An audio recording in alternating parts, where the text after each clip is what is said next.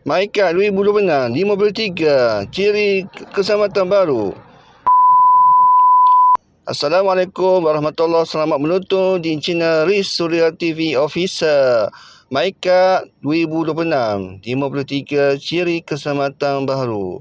Alhamdulillah, tak lama lagi kita akan dapat Maikat ataupun ID card yang baru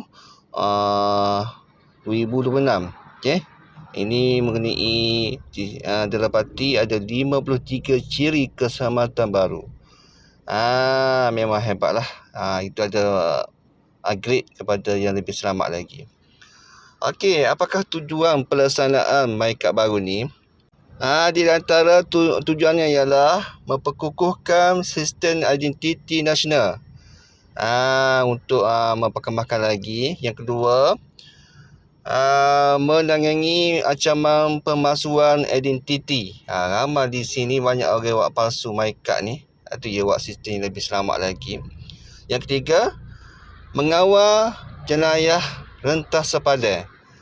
Ni ramai yang kata dua negara ada dua identiti kad. Contoh Malaysia dan Thailand yang ada, di Malaysia pun ada. Itulah. Yang keempat, mengurangkan penyalahgunaan teknologi digital. Ini paling penting. Sekarang ni banyak kata penting teknologi digital semakin dilaksanakan ni. Ramai menyalahgunakan teknologi digital ni.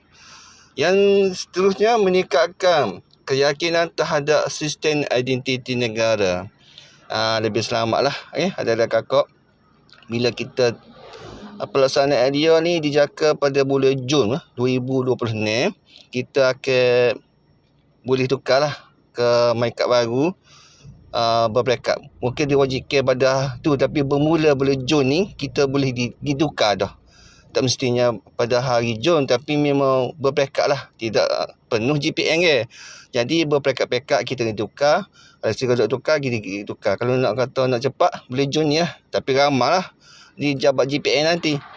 Untuk mengelakkan kesesakan di jabat GPN ni, kita pergi berperingkat-peringkat lah. Jangan pergi tupu pada bulan Jun, tapi boleh 7, 8, 9 dan seterusnya lah, sehingga habis rakyat Malaysia ni. Tapi itu Alhamdulillah, Maikat baru ni ada 53 ciri keselamatan baru. Termasuklah macam cik yang kata yang berteknologi tinggi lah, untuk mengelakkan pemalsuan kad ni kan.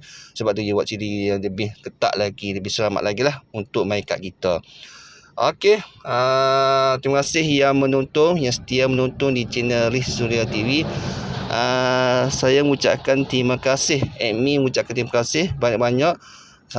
Sahabat boleh komen, like dan share channel ini supaya lebih meluas lagi. Semoga kita akan dapat ni lah. Okey, kita jumpa lagi. Assalamualaikum warahmatullahi